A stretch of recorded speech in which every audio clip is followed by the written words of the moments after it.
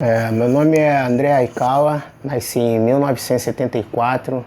Na verdade, hoje eu sou um profissional do varejo. De uns 19 anos para cá, eu descobri essa oportunidade. Essa era uma porta de saída para as circunstâncias que eu vivia. Acreditaram no meu potencial, me deram as ferramentas que eu precisava. E depois disso, aconteceram muitas mudanças. Me trouxe até onde eu estou hoje. Campo Grande é um bairro onde eu construí laços muito importantes. Pessoas que resolveram acreditar em mim quando nem eu mesmo acreditava. Minha avó materna, ela foi trazida de Manaus quando ela tinha 14 anos. Ela era de uma família com muitos filhos, vivia em condições de subsistência. E aí um português que passava por lá e estava vindo para o Rio de Janeiro pediu para trazer essa criança para dar uma condição melhor de vida a ela. E assim aconteceu. Quando ela chegou aqui, ela descobriu que ela tinha que ser mulher dele, né? E a minha avó, ela foi estuprada todos os dias por esse senhor, que a viciou em álcool também, pois ela se tornou uma alcoólatra. Nesse período, ela teve 2 filhas, Sônia Maria e Sônia Regina. E depois disso, num momento de desespero, ela deu um tiro nele com a arma dele e fugiu, entregando as crianças para famílias diferentes. A minha mãe foi criada até os 11 anos de idade pela Dona Conceição. Só que quando a minha mãe fez 11 anos, a Dona Conceição faleceu. E para a minha mãe não ficar sozinha com o marido da Dona Conceição, a Dona Teresa, que era irmã da Dona Conceição, pegou a minha mãe para terminar de criar a minha mãe. E essa Dona Teresa era uma doceira. E essa foi a primeira experiência de amor que eu tive na minha vida. O primeiro abraço cheio de amor que eu senti na minha vida partiu da Dona Teresa, que é a quem eu reconheço como avó materna, né? Porque foi a pessoa que eu conheci, o cuidado que eu recebi. A minha mãe ficou lá, permaneceu naquela casa até aos 21 anos de idade, que foi quando eu nasci. Naquele momento, minha avó não tinha força de decisão naquela casa e o meu avô, Durval, tomou a decisão de que eu poderia ficar na casa, mas que a minha mãe deveria procurar um lugar para ela ficar. Naquele momento todo, estava todo mundo muito perdido, né? Você imagina para minha mãe, sozinha naquela época, ter que tomar uma decisão dessa. Não teve amor de ninguém, né, cara? Minha mãe não recebeu amor de ninguém. A minha mãe saiu de casa grávida, encontrou lá no Rio da Prata de Bangu uma senhora chamada Dona Jovenina, que tinha uma vila de quartos e acolheu a minha mãe, cedendo um quarto para ela dormir grávida e ajudou a minha mãe até eu nascer. E quando eu nasci, por conta disso, pela gratidão, a minha mãe resolveu me dar para ela me batizar. Por que eu estou contando essa história toda? Porque a gente precisa entender, né, de onde a gente vem, o que você teve que enfrentar, de onde você vem. Eu sempre voltei para Campo Grande muito mais por causa da minha avó, Teresa, do que por qualquer outra coisa. Eu ainda me lembro de ficar ali espreitando na cozinha enquanto ela fazia os doces. Então o que eu mais gostava de fazer na minha vida, no tempo que Dona Teresa era viva, era a sobra do tabuleiro, raspar o tabuleiro, né, da massa de bolo. É pouco provável que alguém nessa vida tenha me amado mais do que aquela mulher. Foi um tempo muito difícil e ainda é.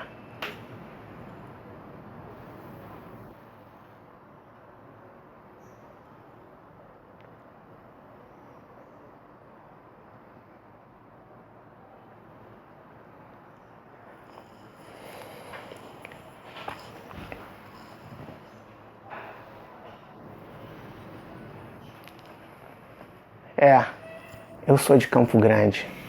A minha mãe sempre foi uma lutadora, sabe? E acho que talvez ela até possa ter errado como mãe, mas ela também não tinha a menor noção de que tipo de mãe ela tinha que ser. Ela não teve nenhuma referência, né, cara? E esse conteúdo latente todo, essa coisa toda dentro dela, e como uma ogiva nuclear, né, cara? A minha mãe chegava em casa e a única coisa que ela conseguia fazer quando chegava em casa era bater na gente. Eu passava o dia inteiro quase escondendo tudo que eu achava que podia me machucar quando a minha mãe chegasse, tudo que ela podia usar para bater na gente quando ela chegasse. Eu tentava esconder, tirar da frente, mas ela sempre achava alguma coisa. Eu apanhei todos os dias da minha vida, todos os dias que eu me lembro, pelo menos dos 5 aos 14 anos. E não era uma mão muito leve, não. As surras que a minha mãe me dava, na verdade, era um pedido de socorro. Você imagina naquele tempo uma mulher sozinha, criando 3 filhos, enfrentando tudo. Às vezes não tinha dinheiro para pagar o aluguel, não tinha dinheiro para trazer a comida para casa e tinha que trazer de qualquer forma. Eu não quero entrar nesse mérito, mas eu e meus irmãos, com certeza todos nós nos lembramos de quantas vezes e a quantas coisas a minha mãe teve que se submeter para a gente continuar vivo. No meio disso tudo, eu conheci o meu pai quando eu tinha próximos 12 anos. Mas naquele momento foi um momento muito difícil, porque eu sofria muito na escola, porque todas as crianças faziam desenhos e tinha todo aquele envolvimento, todo aquele engajamento do Dia dos Pais, né? E aquilo ali sempre me machucava muito, porque eu era obrigado a participar de todas as atividades e eu não tinha para quem levar aquilo, sabe? E aquilo foi virando uma bomba dentro de mim e fazia os trabalhos, né? E todo ano era uma merda, brother. Eu não sabia nem como meu pai era. Às vezes a gente tinha que desenhar o papai, eu não sabia. Tinha a menor ideia de quem eu ia desenhar, entendeu? E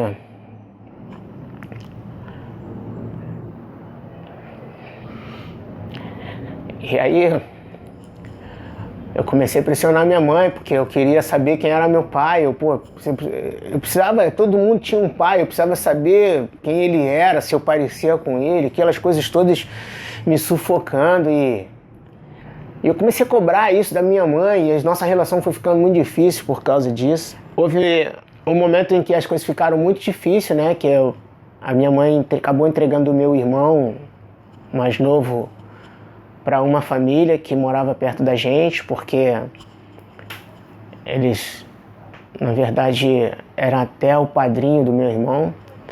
E aí eles disseram para minha mãe o seguinte: a gente recebe ele, mas a gente vai cuidar dele e da educação dele até ele terminar o 2º grau.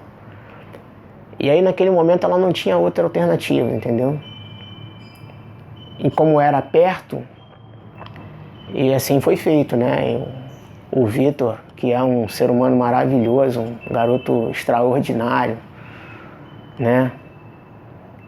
É estranho falar isso, né? Porque eu sempre falo dos meus irmãos com muita admiração e com um pouco de dor também, porque eles não tiveram muita chance de ser meus amigos, né? A vida não deu essa chance pra gente. Acabou que na minha vida, no decorrer da minha vida, os meus amigos acabaram se tornando mais meus irmãos do que meus irmãos tiveram chance de ser meus amigos, né?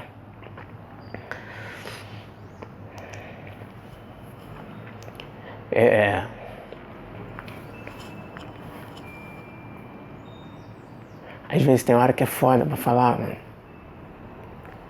Tem algumas coisas assim que de algumas coisas eu sinto que eu tô bem curado, sabe? Mas ainda existe em mim algumas vielas que sempre que eu preciso passar por ali ainda me machuca um pouco. Eu tenho biologicamente, né? Eu tenho mais 2 irmãos que são filhos da minha mãe. Depois eu tenho mais 3 irmãos que são filhos do meu pai. Até a minha relação com meu pai hoje é uma relação que a gente pode chamar de uma agradável surpresa, sabe? Eu recentemente aí, a minha esposa tirou uma foto minha abraçado com o meu pai E no momento que eu estava abraçado com ele ali, parecia que não tinha mais nada em volta da gente, só tinha eu e ele. Eu disse algumas coisas para ele, ele retribuiu o que eu disse para mim. E eu não vi minha esposa tirar aquela foto. E só quando eu cheguei em casa que eu fui olhar as fotos que tinham acontecido naquele dia. Aí quando eu parei naquela foto assim, eu falei, cara, que coisa extraordinária que aconteceu ali, sabe? Quando eu vi um abraço, meu pai abraçado comigo ali, eu percebi que a gente estava curado das nossas dores, né? Dos nossos conflitos, assim. Eu falo, porra, eu conheci o meu pai com 11 anos e a gente não construiu muitas coisas, sabe? Então eu descobri onde ele morava e bati no portão dele e lá tinha um comércio e aí ele atendia no balcão. Primeiro eu pedi um refrigerante e quando ele me deu um refrigerante eu disse pra ele que eu precisava falar com ele. Ainda me lembro, ele meio intrigado assim, né? Uma criança sozinha e procurando ele. Ele sabia que tinha um filho, né? E quando eu cheguei ali, eu acho que ele sentiu isso na barriga, sabe? A gente nunca falou sobre isso, mas quando eu cheguei ali, eu acho que ele sentiu isso. No primeiro momento, quando eu disse pra ele que eu era filho dele, eu acho que ele não tinha uma reação, né? Ele perguntou se eu estava sozinho e tal. E eu disse que quem me trouxe estava na esquina me esperando. Então ele me deu dinheiro e mandou eu voltar. E aí eu comecei a ter um relacionamento com a família do meu pai, mas não com o meu pai. Até que um dia, acho que muito provavelmente minhas tias, né, conversando com ele, contando para ele como eu era, como criança, e talvez isso tenha despertado nele o interesse de se aproximar. E eles pediram que eu fosse à casa dele. Aí quando eu cheguei na casa dele, ele me apresentou para a família dele, para a mulher dele. E pediu para que eu falasse para todo mundo quem eu era. Aí você imagina, né, velho? Um acidente de uma casa que não é sua, com um monte de gente olhando para você e você tendo que dar a notícia que pode acabar, destruir aquela família toda. Olha que responsa. Aí meu pai nunca chutou uma bola pra mim, cara. Meu pai nunca foi numa reunião de pais na escola, sabe? Alguém ia? Ninguém ia, irmão. Eu, na verdade, às vezes eu fico pensando, eu nem sei se eu fui criança um dia, sabe? Eu tenho poucas coisas pra falar do meu pai, sabe? Se alguém, uma coisa legal que aconteceu entre você e teu pai, eu me lembro de uma vez estar na casa dele, assim, de tarde, o sol quente, e eu já tinha 20 e poucos anos. Ele me chamou, botou um banquinho no meio do quintal, e o sol tava baixando já. Eu falei, o que você quer? Ele, senta aí. E aí, insistiu para eu sentar no banco, eu sentei, ele abriu um estojo vermelho, tirou lá uma navalha, fez todo o preparo com espuma, E aí fiquei olhando para ele e eu fiquei simplesmente paralisado, porque eu não sabia o que ia acontecer ali, mas eu sabia que estava acontecendo alguma coisa, sabe? E ali ele pegou o pincel e foi massageando a minha barba com o gel de barbear e olhando para mim sem dizer nenhuma palavra.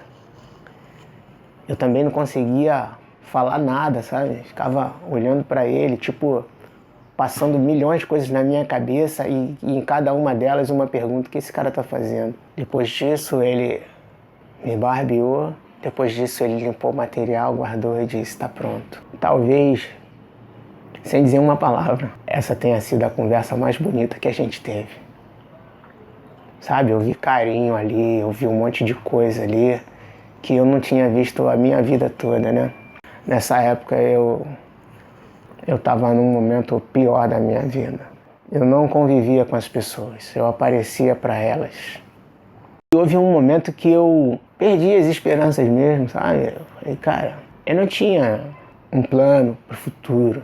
Cara, eu sou a criança que talvez você conheça que mais estudou, né? Só a terceira série eu repeti 3 vezes. A escola pra gente era uma garantia de uma refeição, sabe? A gente tinha comida na escola, sabe?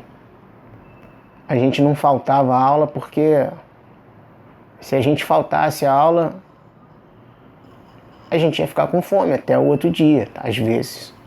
A gente ia para a escola, cara, por causa de comida, na verdade. Mas houve um tempo em que eu estudei até a 5ª série e quando eu fiz 12 anos, a minha mãe tirou uma carteira de trabalho para mim. E aí dos 12 aos 13 eu trabalhei numa fábrica, mas eu nunca soube quanto que eu ganhava. Eu nunca gastei uma moeda do meu dinheiro. Aliás, eu gastei. Um dia que a minha mãe não foi buscar meu pagamento, eu levei o pagamento para casa, mas no meio do caminho eu vi uma bicicleta. E comprei a bicicleta. E tomei uma surra com ela. E depois eu vi minha mãe quebrar a bicicleta toda na minha frente. Essa parte é terrível, irmão. Mas há outras mais terríveis que essa, né, cara? Eu larguei a escola e aí eu fui pra rua. Eu decidi ir pra fugir das pancadas que a minha mãe me dava, né?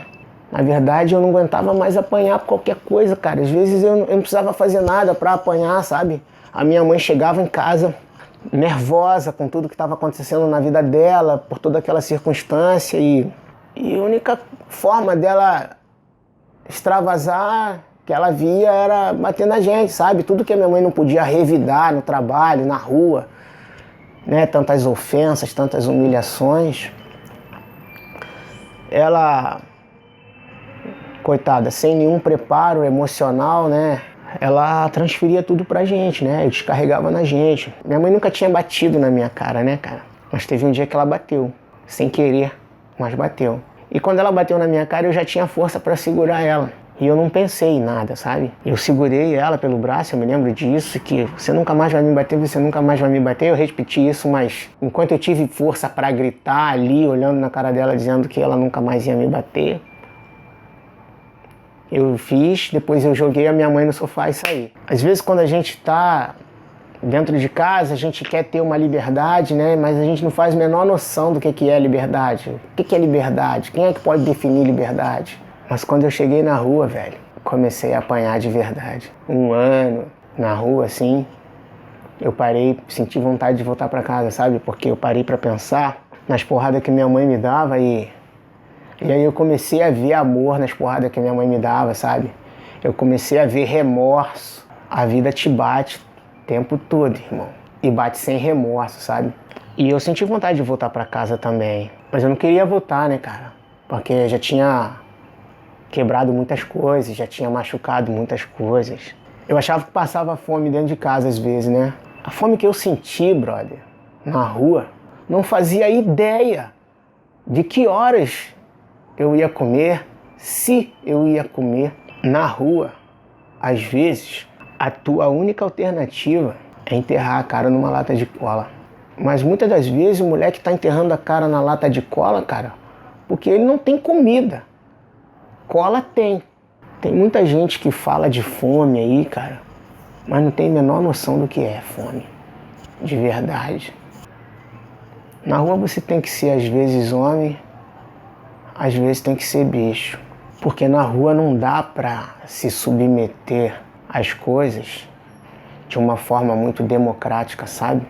Existia ali um conflito. Eu sabia que eu não precisava estar ali, mas ao mesmo tempo que eu sabia que eu não precisava estar ali, alguma coisa em mim me dizia que eu precisava passar por aquele processo, que eu precisava buscar aquele enfrentamento. E eu busquei. Mas eu não tinha a menor ideia de que homem eu tinha que me tornar. Eu não tinha referência nenhuma, cara, de conduta, de caráter. Na verdade, era um puta potencial sem nenhum direcionamento. Isso tudo trouxe muita rebeldia também, né? Só que cada escolha é uma renúncia, né? Cada escolha traz tem um preço, né, cara? Mas eu queria passar por aquele processo. Foi bom, sabe, esse gosto de eu posso decidir o que eu vou fazer agora, para onde eu vou. Eu não preciso mais ter hora para voltar para casa, sabe? Porque eu não tenho nem casa. Então eu comecei a me aproximar dos camelôs, sabe? 7 de setembro, né? Rua da Assembleia e tal.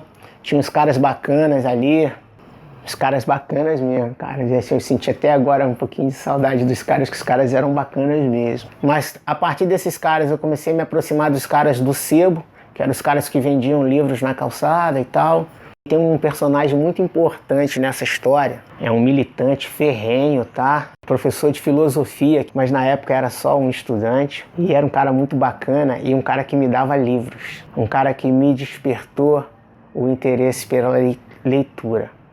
Eu nem sabia o que estava acontecendo naquele momento ali, mas era a maçaneta de uma porta de salvação para o que eu ainda ia passar nesse processo. Então eu li Fernão Capelo Gaivota, Longe é um Lugar que Não Existe, O Paraíso é uma Questão Pessoal, A Ponte para o Sempre, Rainer Maria Rilke, e comecei a gostar dos pensadores, Nietzsche, li Marx, tudo por causa desse cara. Então eu comecei a entender naquela época que o conhecimento, o saber, era algo que podia me tirar da vala. O que eu posso te dizer disso tudo, cara, é que a vida ela é dura pra cacete, sabe? A vida bate forte, bate sem remorso, mas ela também é extremamente generosa, sabe? Quando você consegue enxergar as coisas com gratidão, sacou? Eu não seria, talvez, o pai que eu sou hoje, talvez não tivesse a relação que eu tenho com meus filhos hoje, talvez não desse a minha casa, o meu lugar, a minha esposa, a minha família, os meus amigos, a importância que eu dou, se eu não tivesse passado por todo esse processo, sabe? Agora a gente vai chegar numa parte bem difícil, né, cara? Eu não tinha mais, sabe, o que fazer, não tinha mais uma esperança. Aquelas coisas todas, né, todo mundo sempre, o sistema isso, o sistema aquilo, mas com tudo que o sistema é falho, ele ainda se faz necessário. Só que naquele momento ali, eu também resolvi transferir todas as minhas frustrações, toda a responsabilidade das minhas frustrações, eu também transferi para o sistema, sabe? A vida na rua ficou tão hostil que o morro foi o lugar que mais me pareceu seguro. Quando você chega no morro e o morro te abraça, você se sente parte dele. É tudo muito sedutor, sabe? Há no morro algumas referências que são adoradas, sabe? Toda criança quer se parecer com alguém. É tudo muito glamuroso, muito sedutor, sabe? E no morro, de segunda a sexta, tá quase todo mundo esperando a hora do baile. A hora do baile é o Fashion Week da semana no morro, né? Todo mundo sabe que os patrões vão estar lá. Então as meninas querem colocar suas melhores roupas, os moleques também querem ir trajado. Ninguém vai trabalhar no tráfico porque precisa, sabe qual é? As pessoas vão pro tráfico, cara, porque elas querem poder, sacou? É tudo muito sedutor, muita ostentação, sabe? O que interessa ali é que ele é o dono do baile. O cara que é braço dele pode consumir o que quiser no comércio e dizer, ó, o patrão mandou pegar. Todo mundo quer ser amigo do patrão. Todo mundo cerca o patrão. Aconteceu comigo também. Você pode ter um cordão de ouro de 1 quilo, cara. Você pode estar com o tênis mais caro da Nike. No dia do baile, se você não estiver segurando um fuzil, você não é ninguém. Não tinha esperança de acontecer mais nada na minha vida, sabe? Eu também cheguei no momento da minha vida que eu quis gritar por socorro, sabe? Mas eu não tinha pra quem gritar. Então eu decidi morrer. Só que eu quis fazer isso de uma maneira heróica. E eu via, sabe, aquela coisa daquela idolatria, fulano, ajuda, compra o gás da tia e tal. Eu achava aquilo tudo muito bonito, tudo muito romântico. Pô, isso é legal, né, cara? As pessoas vão lembrar de mim assim, como alguém que tem um poder de decidir e ao mesmo tempo de transformar essa realidade cruel que eles estão vivendo. E aí eu programava meu relógio para viver 20 minutos e quando acabava os 20 minutos eu recitava, zerava o cronômetro e programava para mais 20. Foi assim durante um bom tempo.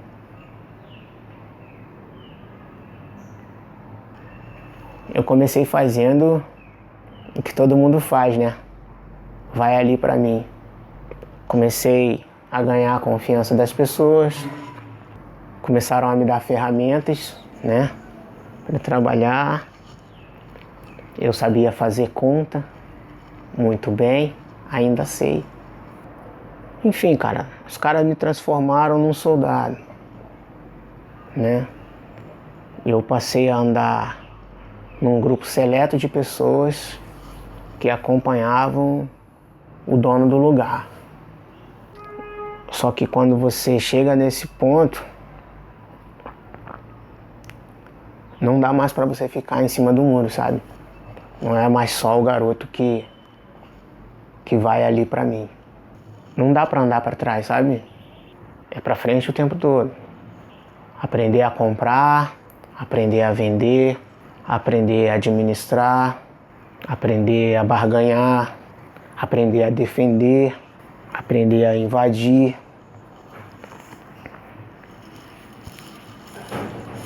E quando eu me dei conta, já não era mais aquele menino que saiu de casa.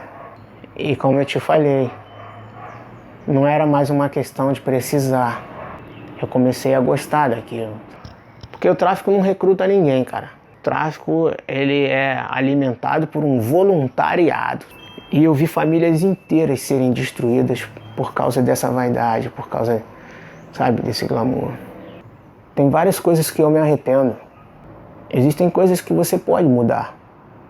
Você pega a bicicleta do vizinho ali, sai, avança um sinal ali, pô, o carro te atropela, quebra a bicicleta do vizinho todo, você se quebra todo, você fica bom, se trata, volta a trabalhar, paga a bicicleta do vizinho, fica tudo bem. E quando você não pode devolver a bicicleta pro teu vizinho? O tráfico mata todo dia, irmão. Diretamente e indiretamente. Mexe com uma porção de coisas. Porque tendo percorrido o caminho que eu percorri, eu não mereço ter nada do que eu tenho hoje. Mas eu tô aqui. Eu tenho um emprego. Eu levo meu filho na escola. E eu penso nisso o tempo todo. Eu sei que essa possibilidade não existe. Eu sinto essa vontade todos os dias de ir de porta em porta, pedir desculpa, perdão para as pessoas, sabe? É horrível, sabe? Você ter filhos e saber que você, de certa forma, mesmo que indiretamente, interferiu na vida de outras pessoas, sabe? Ninguém vai pro tráfico porque estava passando necessidade dentro de casa. Tem lá no morro um monte de gente que passa todas essas necessidades e desce o morro para catar papelão, para catar lixo. O cara que vai pro tráfico, ele não quer botar um pãozinho com manteiga na casa dele não, ele quer segurar um fuzil no dia do baile. Sacou? Cara, por incrível que pareça, é até um pouco constrangedor essa parte, né, cara, que eu sou pai de menina, né? E depois que você tem filho, e principalmente se for menina, você começa a olhar as mulheres na rua com outros olhos, sabe? Eu sempre fui o patinho feio, né, cara? Então assim, eu era sempre a última opção. E de repente, quando eu decidi me tornar a pior pessoa do mundo, eu virei um cara incrível. Todo mundo queria estar perto de mim, todo mundo me adorava. É tão ridículo isso, cara, que assim, eu já vivi situações de estar numa casa assim com 5 mulheres e todas elas disponíveis. Naquele momento ali eu me senti o maior macho do mundo, né? Mas hoje, quando eu olho para essa cena, eu fico até um pouco deprimido, porque eu estava com 5 mulheres e na verdade eu estava sozinho. Elas estavam ali vivendo para aquele momento. Pra você ter uma ideia, cara, eu Eu ganhei muito dinheiro, mas eu também perdi muito dinheiro. Mas quando eu estava ganhando dinheiro, eu comecei a dar dinheiro para minha mãe e ela nunca me perguntou de onde esse dinheiro vinha. Como que alguém que não veio de lugar nenhum, que não tinha nada, agora tem carro, tem moto, compra roupa, dá dinheiro para os outros, compra roupa para os outros. É o que eu estou te falando, não é o dinheiro, é o poder, cara. E medo? Dá medo? Medo de quê, Musco? O medo passa.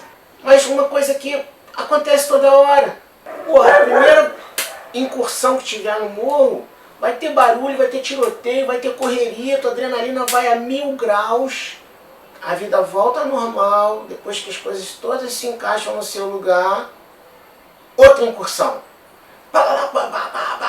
Todo mundo sai correndo, os caras vão embora, a vida volta ao normal. Então você tem esses picos quantas vezes por dia? 2, 3 vezes por dia. Chega uma hora que isso... A primeira você não quer que aconteça. Você vai para uma cachoeira, você mergulha de uma pedra, dá 2, 3 mergulhos, beleza. O quarto mergulho você já não quer dar mais da mesma pedra. Você quer uma pedra mais alta. Pulando, saltando de cada vez, lugares maiores, com paraquedas menores. Não é o melhor lugar para se experimentar adrenalina, tá, irmão? Faço questão de dizer que o meu posicionamento hoje, ele é totalmente contrário a tudo isso. Quando as pessoas dizem assim, quem entra para essa vida não sai. Por que que não sai? Porque os caras não deixam sair. Não é isso não, é porque você não consegue. Vai voltar a ser um Zé Povinho de novo, você precisa ser homem, cara, você precisa ter pau pra caramba, cara, pra você voltar a ser um Zé Povinho de novo, velho. Porra, mano, minha mulher engravidou. Eu fiquei olhando pra ela e comecei a pensar, né, cara, que eu não tinha nada pra contar com o meu pai, né? E aí eu queria que essa criança tivesse, sabe qual é? Naquele momento ali, quando a Dida disse pra mim que estava grávida, eu fiquei pensando em todas as marcas que a ausência do meu pai deixou em mim e o quanto que aquilo me fazia mal, sacou? Eu achei que eu não podia permitir que aquela criança passasse pelas mesmas coisas, sabe? E aí eu entendi que estava fazendo tudo errado, cara. Sabe, que o que eu procurava quando eu saí de casa não era aquilo que eu tinha naquele momento. E eu comecei a olhar para o meu lado e eu comecei a perceber que os caras que estavam lá quando eu cheguei já não estavam mais. E que aquelas pessoas que estavam ali queriam estar onde eu estava. Era uma questão de tempo, eu estava ocupando a cadeira de alguém, cara. Eu ia morrer de qualquer jeito, sacou? Então o que que eu fiz? Eu organizei uma mudança, levei a minha mulher para um lugar, para uma casa, e aí eu ficava indo para o trabalho e voltando, né? E aí escrevi uma carta pro amigo na época, mas isso a gente já está em 1999, isso aí já é pós-papa, né? Escrevi, falei o quanto que tudo que estava acontecendo, quero arriar a contabilidade, quero ir embora. Se vocês acharem que eu mereço recomeçar a minha vida, me deixa aí. Se não, e se vocês me deixarem embora, eu quero realmente ter a tranquilidade de que vocês não vão atrás de mim. Dei alguns nomes assim para uma linha de sucessão, o que também fez muita gente feliz. Nós contamos tudo, conferimos tudo e tal, e entreguei tudo que tinha e desci, né? A parte mais alta de adrenalina foi essa última descida aí. A cada passo que você dá, você não sabe se você está mais próximo da porta da rua ou mais dentro da tua cova, né, cara? E a ideia que se tem é de que ninguém sai vivo, né? Uma caminhada de mais ou menos uns 300 metros sem olhar para trás, contando os passos. Cada passo que eu dava, eu achava que era o último, sabe? Até que quando eu cheguei, alcancei a esquina lá, que eu dobrei a esquina, foi uma mistura de um monte de coisa, assim, cara, muitas incertezas, sabe? Aquela coisa que os caras vão vir atrás e os caras não vieram.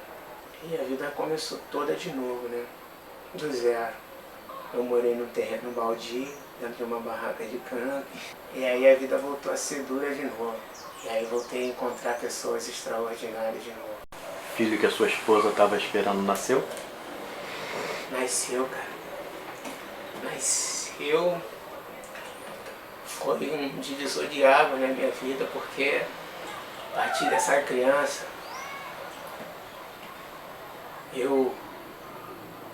foi uma criança maravilhosa, foi uma criança inspiradora.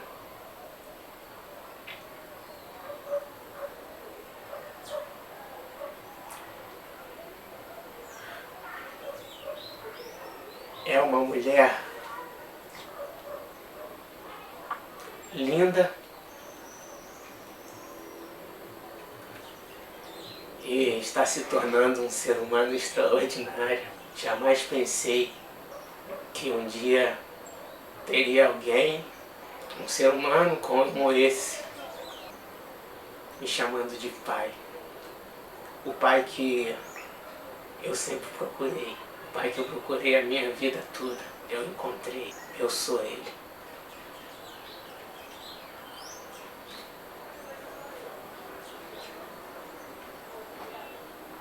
Às vezes é um pouco difícil falar até das coisas boas, né?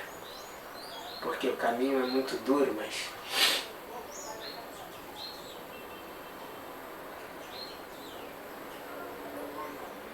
depois que você passa por ele, você começa a ter uma leitura diferente sobre o que é vencer na vida, né? Eu não consegui me refazer das minhas dores enquanto eu não tomei a decisão de deixá-las para trás, sabe? Tem tanta gente, sabe, irmão, que foi importante nesse processo, mas eu não vou fugir à minha natureza tendenciosa.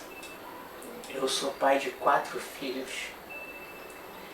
Eu nunca me senti capaz de amar nenhum outro ser humano além do que eu consigo ter com eles, sabe? Eu tenho 4 filhos e são 4 pessoas completamente distintas umas da outra, sabe? Pequenos mundos em construções ainda. Eu acho que a Laina foi muito importante para eu ser o pai que eu sou para os outros 3, entendeu? A Laina me fez sentir vontade de ter mais um filho. Quando eu olhava para ela, sabe, eu senti vontade de ser pai de novo. E isso foi tão imediato que a diferença de idade dela para a irmã dela é de 1 ano e 8 meses. E foi aprendendo a ser pai que eu pude aprender a ser homem. E fui aprendendo a ser gente. E fui aprendendo a aprender. E eu acho que a Valentina, ela é uma sortuda. Ela já chegou e já encontrou um pai pronto, que os outros 3 ajudaram a construir, sabe? O pior dia da minha vida foi dia 20 de novembro de 2014. Até então eu nunca tinha perdido nada tão grande. No meio dessa história toda, existe uma figura. E aí eu lembro daquele moleque chegando na rua, magrelo. Era igual chegar um ET, né? Você imagina, na rua, o mais clarinho era eu. E de repente chega um moleque louco pra morar na rua. Assim, meio que abracei esse moleque, o moleque me abraçou também e a gente virou irmão, né, cara? E aí o moleque foi crescendo ali, queria surfar e de repente queria andar de skate e ouvia reggae, tinha aquela onda grunge e tal, né? Surgindo, começando aquela onda new wave, grunge, essas ondinhas todas que a gente viveu e tal. Aquela coisa de mostrar a novidade, né? Tipo, um querendo mostrar o mundo pro outro, né, cara? Essa foi sem dúvida a relação mais foda que eu tive na minha vida, tirando a relação de pai e filho que eu tenho hoje com as crianças. Não tem como eu vestir um kimono sem pensar no cara, não tem como eu entrar num tatame sem pensar no cara, não tem como eu ir para uma competição sem pensar no cara, não tem como chegar na praia e não lembrar do cara, e não pensar no cara, não tem como estar com os meus amigos e não, sabe? Eu nunca senti uma dor tão profunda igual eu senti naquele dia. Eu senti vontade de acabar também, sabe? Foi uma dor tão terrível que eu não conseguia nem pensar nos meus filhos. Eu não conseguia sentir o desejo de continuar vivendo nem por eles. O Jonathan foi um irmão que eu acho que todo mundo merecia ter. E eu não consegui entender, cara. Eu não consegui entender os sinais. É difícil às vezes até acreditar que isso aconteceu de verdade, sabe? Agora tu falou uma porra assim que eu voltei naquela outra pergunta que tu me fez, sabe? Pudesse sair daqui e abraçar alguém, quem você queria abraçar? Eu queria abraçar ele, irmão. Que era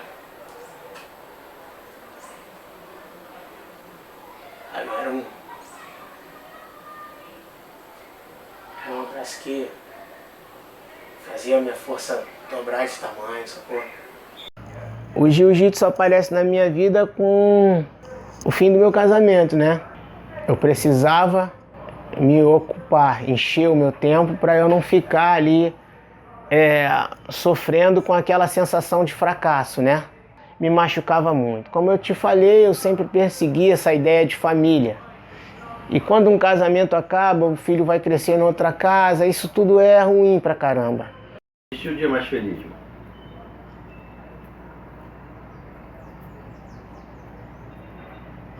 É hoje.